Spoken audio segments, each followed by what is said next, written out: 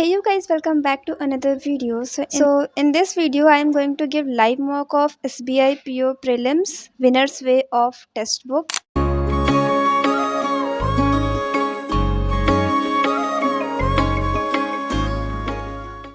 It's been 4 months that I have started my preparation, but I haven't give any full mock yet.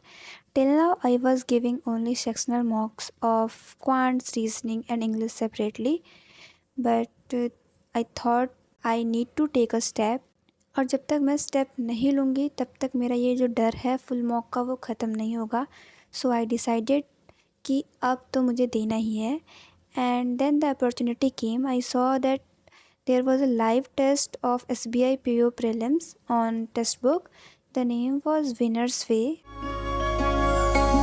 मान ले चाहे को आखा ले खोजे को जीवन को प्यारो मन से हो कसरी बाचोला यो जीवन काटोला जीवन को प्यारो अर्थ हो.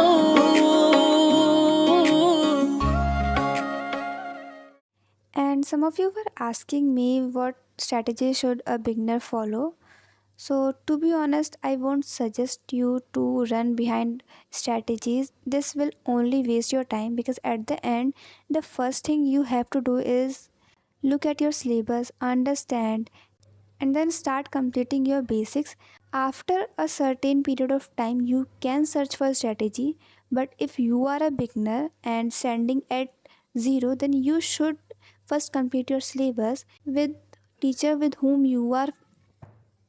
First complete your syllabus with teacher you are comfortable with. Doesn't matter from YouTube or paid batch, it's up to you. Also, if you are a beginner, and I have made a Telegram channel where I share all the free PDFs that I have. So there are almost 60 plus PDFs that I have shared. Also, there is a discussion group where you can talk with your fellow bank aspirants. So I will give the link of both groups in the description. You can join either of the one you want or both. मान ले चाहे को आखा ले खोजे को जीवन को प्यारो मन से हो कसरी बाचोला यो जीवन काटोला जीवन को प्यारो. सो मैंने मॉक दे दिया है और उसका रिज़ल्ट कुछ ऐसा है कि मॉक बहुत इजी था, लिटरली बहुत इजी था. मेरे काम आया just because of my mistake. अभी एनालिसिस करेंगे तो बताती हूँ. बाकी मार्क्स इसमें 56.5 है और रैंक तो बहुत ही बेकार है. और वो एक्सपेक्टेड था भी, बिकॉज इतने कम मार्क्स में इतनी ज़्यादा रैंक ही आएगी, क्योंकि मॉक बहुत ईजी था. तो परसेंटाइल भी बहुत कम है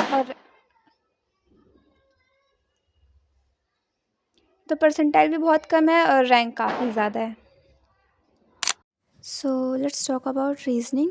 तो in reasoning I attempted 26 question, out of which 24 were correct and 2 were incorrect, just because of my silly mistake. And जो दोनों मैंने क्वेश्चन छोड़े थे, लाइक जो बाकी के 9 अनअटेम्प्ट हैं, वो 2 पजल्स थे.